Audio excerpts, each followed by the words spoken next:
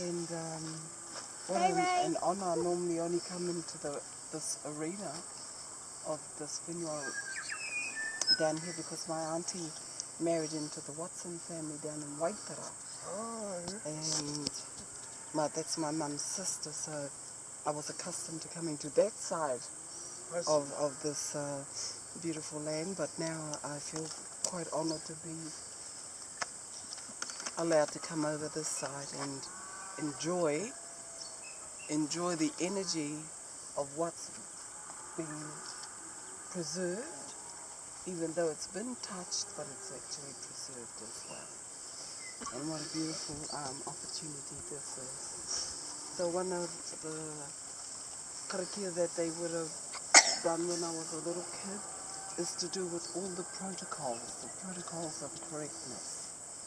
And I'll do just a little bit of it because it's quite a long one, but it is important just to verbally put the sound of the protocols of correctness into the ear, into the land, into us. Ko te kawaora, tā kina te kawa ngā riki. Marua whātu mā whakaheketia ki runga hotu mā tangata. Tanu mea te moana kei whakatūpuria. He kawa ke ora. Kia moe tā whakikahukura rangi. Taihoa ariki e. Angi mā tangi te whakarua. Karuia i runga, karuia i raro, karuia e te hau. O toko manu nei. Ha mā tangi mai i te rua. Au e tau, kokome e tau te kawae.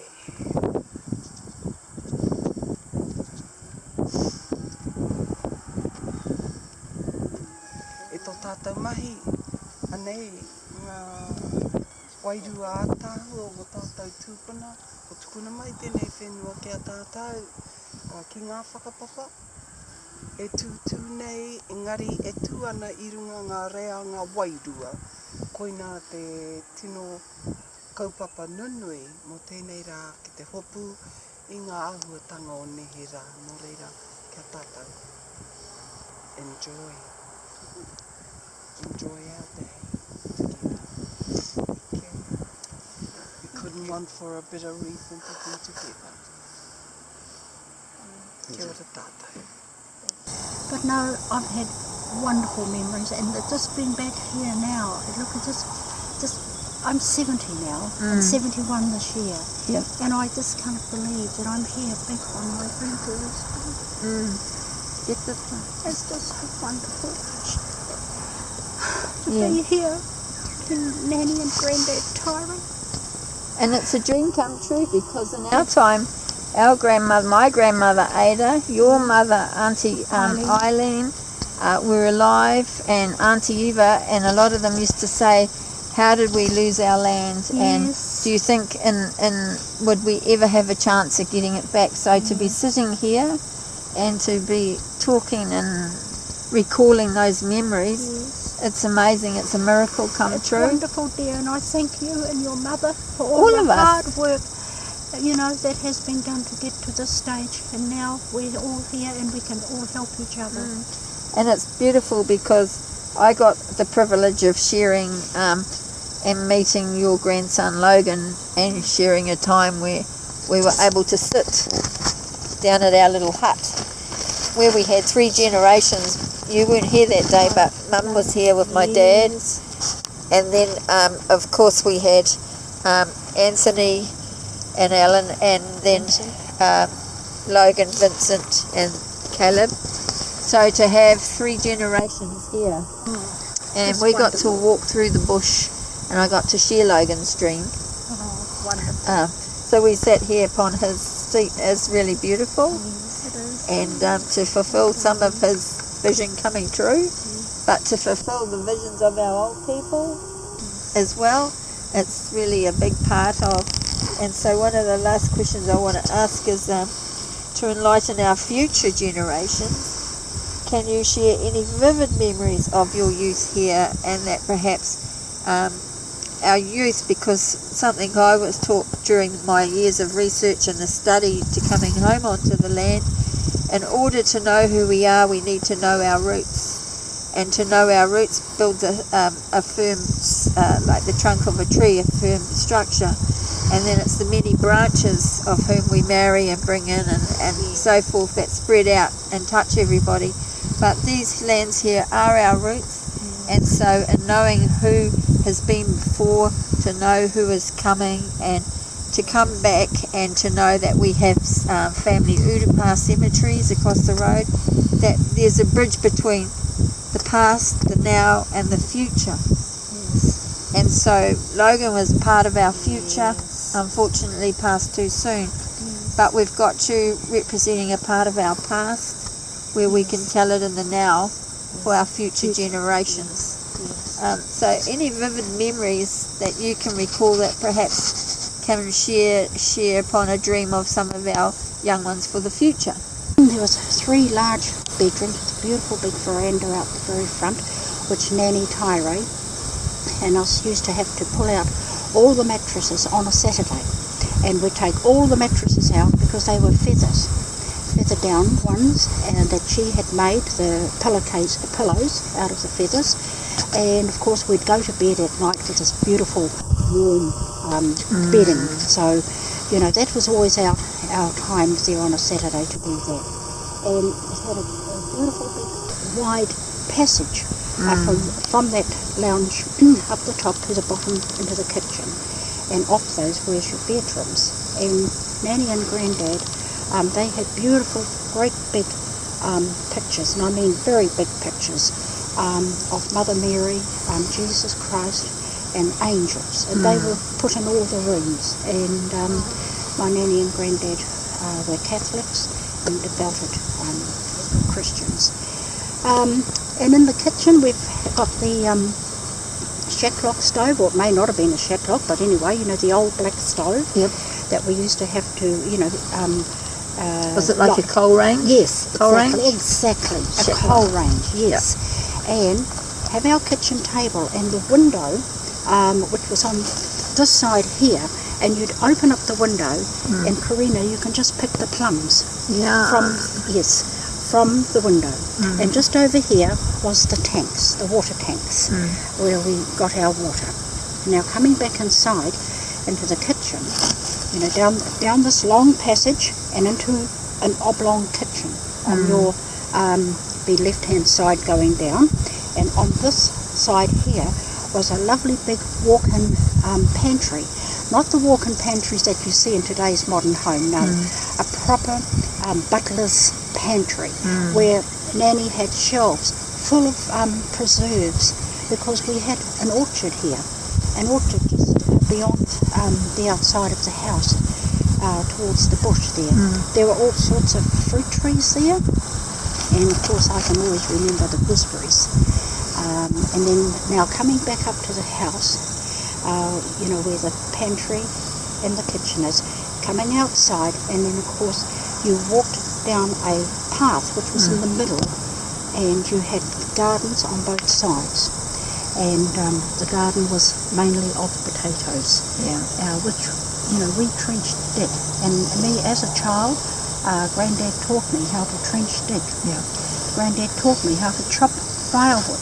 He would saw the wood, you know, well, the logs, and then I would split them along with Nanny and all of us, and chopping up the chips, and that's how we kept our fire. Now, beyond that long pathway, you know, heading out the back, you went through a gate, but to the left of that gate was another shed. And in that shed was bins, and Granddad would have all the potatoes stored in these bins, and he'd have sackings over them so it wouldn't go green. And up above he would have like a single bed, you know, the wire wove bed, and all his onions and shallots would go on there to dry out. And also there was chooks, and my grandmother used to preserve the eggs in a like a Vaseline type. Yes, yellow, and then we'd wrap them, and we'd wrap them in newspaper, and they were kept in a cool place, and that is how they preserved their eggs. Was it like hinu of a pig or something? The fat? I don't know, dear. I don't know. I was only young. I don't know, but I can remember that. And then, of course, when you went out beyond that shed, which was a gate, then you're into a paddock.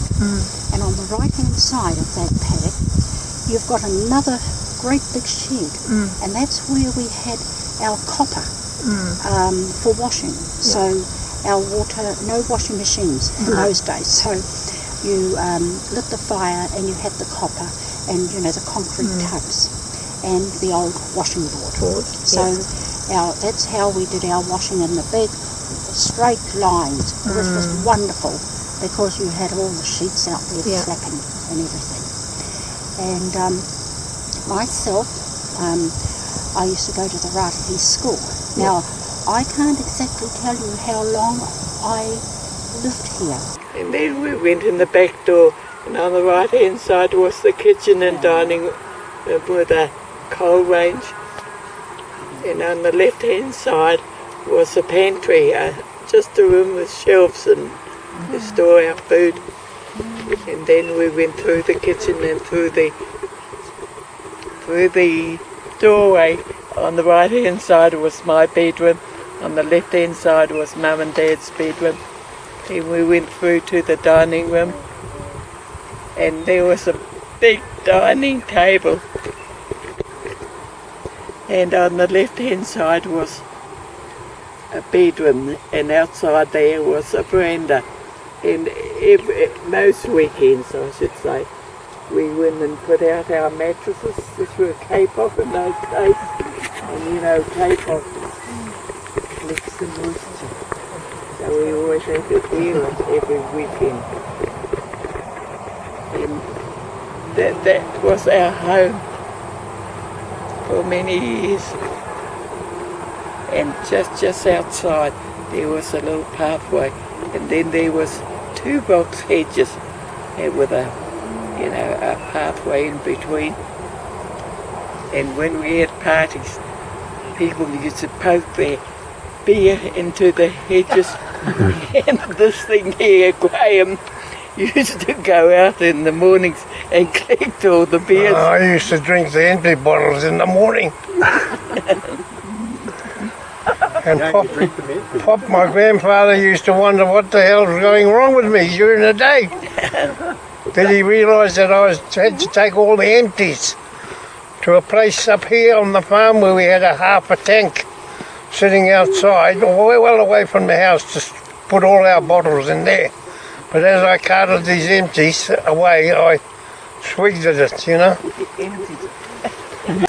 Also known as Whare Tairei, and they lived here. We've gone back to 5 generations upon the lands. Our land's here 68 acres that we're standing upon, but overall it's from a bigger reserve of 334 acres, and our other lands consist of, they've been taken by the Public Works Act over the road, and so across the road consisted of our whānau pā, which was known as Ora Kuperu Pā, Te Aho o Turangi was the wharanui, and the Tipuna that was known of these lands. Living here upon the lands were Alice Allen, or she married later Johnny Allen, Auntie Emily, Auntie Alice, Ada, who was my grandmother.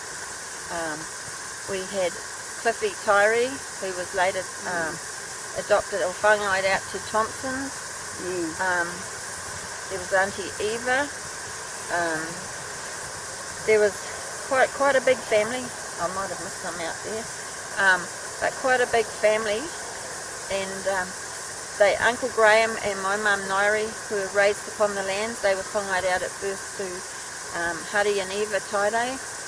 And Uncle Graham fought all the blackberry, whatever, all the growth of the wild bush here, and helped develop the land. They had a mill called Viles Mill here, and there was conceptions in what they called the tunnel of love that they hauled the logs through, and my mum was a result of that tunnel of love. Wow. So it wasn't the tunnel you wouldn't be in? Nah. And then we found out another auntie was conceived in the tunnel of love, and her name's Margaret, and she lives in Taupo. And we discovered Auntie Margaret through learning our whakapapa at the age of 60 something. So she found she had a family where she thought she had no family. And yeah, so there's big history. So Uncle Graham's son, he went off to join the SAS, fight in Malaya, and he came home to find that there was no land. Wow. Yeah. He would have been gutted, eh? He was gutted because he fought for country while his home was being taken. Yeah. So Karina, you've got basically in 2014, last year was it? Yep. Easter, you set up the little whare down there. Yep. And we've taken back, we've redeemed the land. We've redeemed the land, and we now, we've come home. We call it that, and we say it was granted by Creator and our Tipuna to bring us home. And for a long time they've worked with us, and for me personally, I didn't know much about Māori life because we raised Pākehā, but in the last 20 years I've been steeped in our Māori culture, and have had to come to learn it, and so pleased that I have, and to see the young ones returning home. That 3 generations we had here yesterday. Yeah, amazing. It's such a blessing, because for all the hard work, there's the reward, knowing the young ones want to come back. And we had 2 horses, Bluey and Whitey, and they did all the sledging. And this is why now I realise now that actual track is further up higher, just up above here, these trees somewhere. There's some stones sticking up, because you could never get a vehicle up there. You could never ever get a vehicle up to the house at all them days. So this is why I thought that the track to where we are here now was that there, because there is another landing up there. That's where the orchard is, just up here. Used to be. Now just above the orchard, coming out of the front gate of where the house was at the other landing, were 2 distinct big miry trees. Yeah. And in those trees was always the pigeons used to always come there to nest or whatever, you know. And of course we called it the brow of the hill. We had a row of pine trees that we used to go to and overlook the car shed. We're looking down on the roadway now, looking down on the car shed and across to the road. And from there I used to watch the Home Guard practice their soldier activities with their wooden guns. That was for during the war, and they used to utilise the sawdust heap as a great place for hiding and, you know, practicing. And the other thing, at that same era, at that same time, there used to be quite a few swaggers on the road.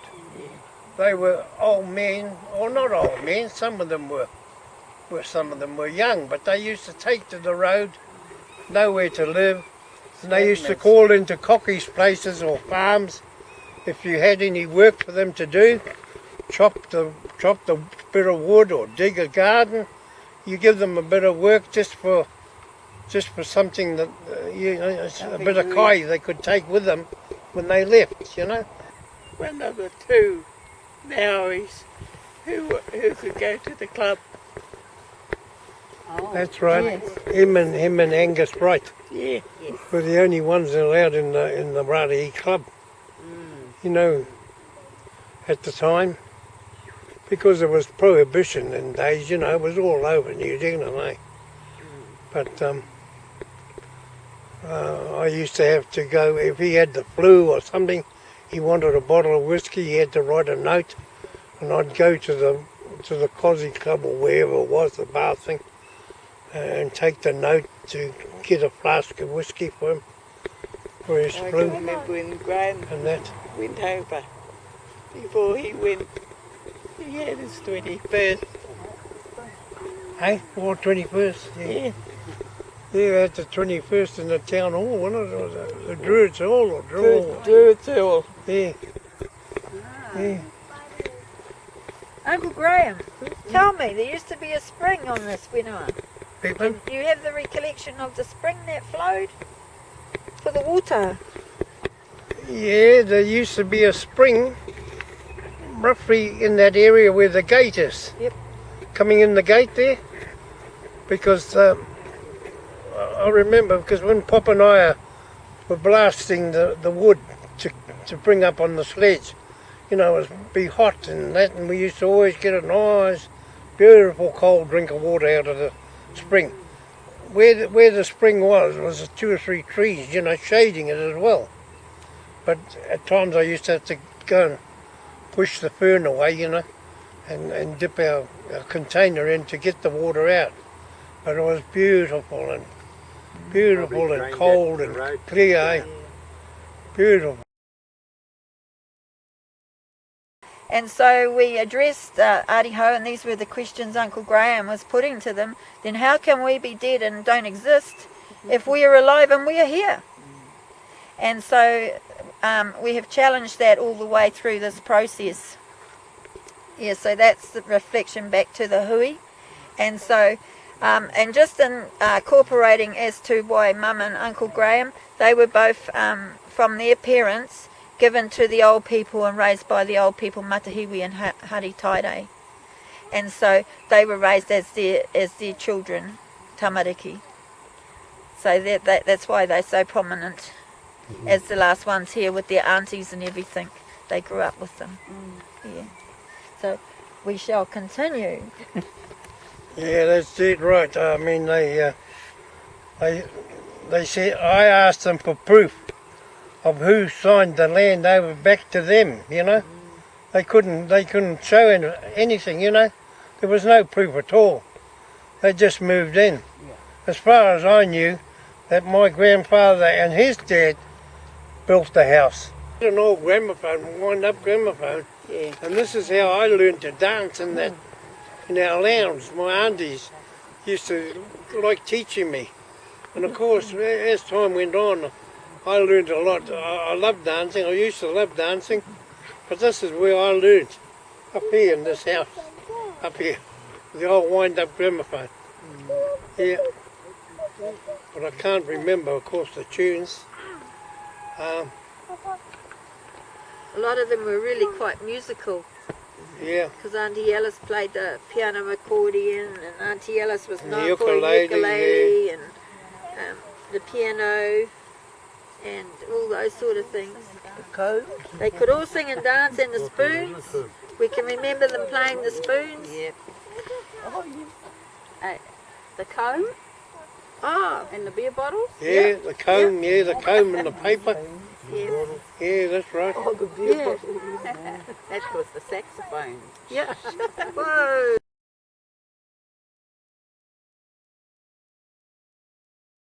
Pop in his uniform with his horse Jacobite, and they couldn't place the time and date of it because they hadn't started doing the recordings then.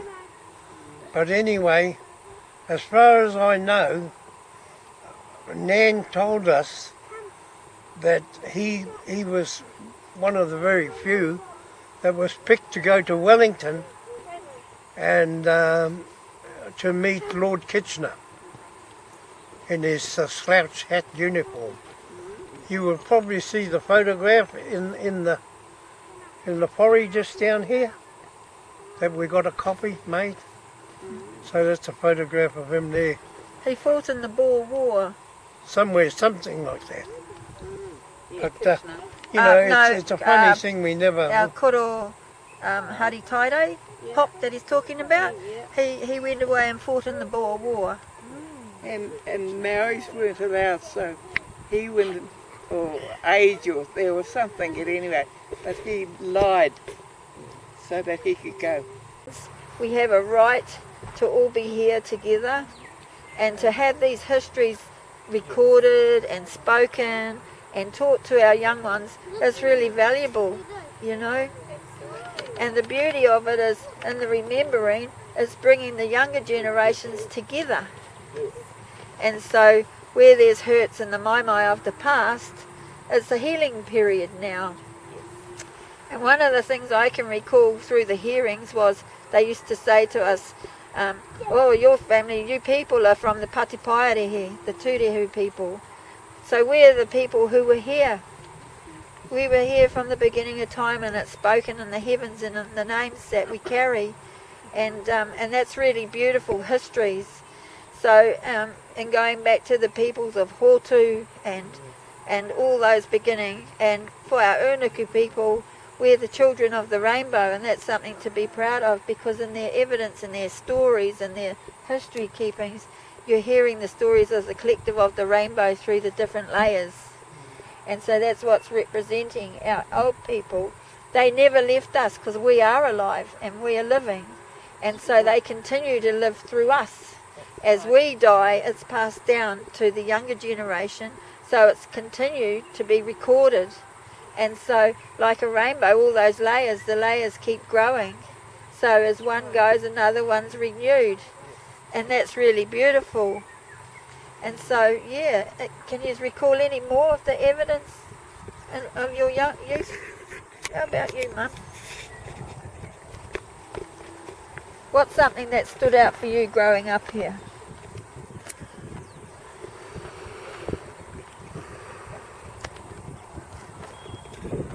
No, nothing really. But you always say that your the one thing that stood out of me was hurrying her up to catch the bloody bus. Come on, Mary, the bloody bus is coming soon. She always behind, and here's Mum trying to plait her hair and carry on, eh? She was always the last one out of the stables, man. I was always late, running down the hill to catch the bus. Unreal. So did she put your hair in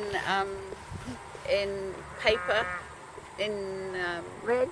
rags and brown paper to make ringlets, that kind of thing? Yeah, occasionally.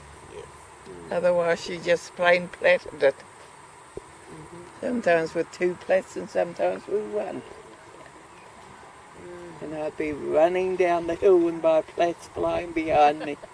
In your black gym frock. Yeah. And then when we were in town, and I'd be running to catch the bus, and Jack would come along on his bike and come and pick me up and double me. Jack used to come here. Yeah. Yeah. Did he? Yeah. Oh, wow. So how old were you when you left the land here? Do you remember? Oh no, I don't remember. I must have been at least 16. What's that? I wasn't going to mention this, but now we're coming to a close. I'll have to let it out of the bag, eh? Now, I just want you to listen to this very, very carefully. And I'm not bullshitting, but Nairi would never remember it because she was much younger. We were down in the cow shed there when I was milking the cows. And of course, we don't like it with the bull being, in the cow, in the yard. But I couldn't separate it at the time when I brought the cows in. Anyway, the bloody bull was in there, because they're an annoyance, Anyway, the bull, naturally, was jumping up on the bloody cow. And Nairi said to me, I always remember, what's he doing? I said, I think he must be practicing to go for the Olympics for the pole jump or something. I said to her, hey, that's all I could say, at the time. Yeah, but I don't think she remembers, No, I don't. Yeah, I knew she wouldn't. No memories of the Tunnel of Love? Yeah. No. Oh, no, I don't. She's the result of the Tunnel of Love. Her and her sister, So Margaret. that's something to end my conversation. But the land was originally set up as a reserve too, wasn't It it? was a reserve. And the reserves, what we learnt was way back in the day when the settler governments came, they created what was called the tents.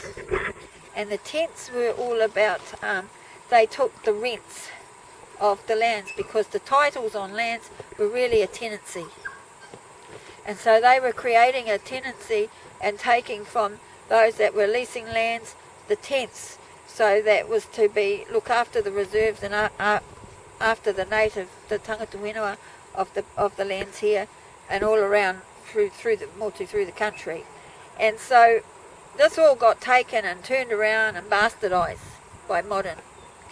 And so really we're adhering to the direction of what we're walking, the way we're walking, and how we are living to bring the families back together. So for Rangi Maria and I, it's a big step because we're living proof that we can find each other. We've found each other from the past of our tupunas. So we're now the generation that are living to help put things right. We're the change for our younger ones that are here. So the younger ones now don't have to go on in life feeling displaced.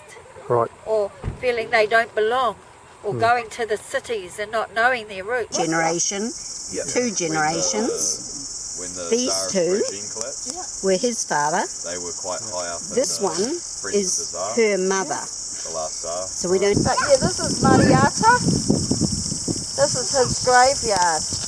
And so in tikanga, you always go to visit the eldest first before, even though my dad's there. He's the older one. We wouldn't have these lands if it weren't for them. We'll just take it.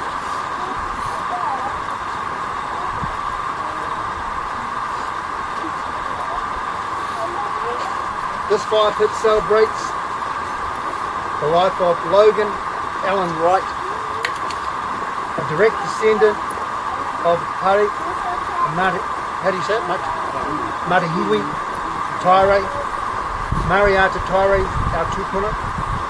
He passed 100 years before Logan, 1916 for Mariata and 2016 for Logan. So cool, eh?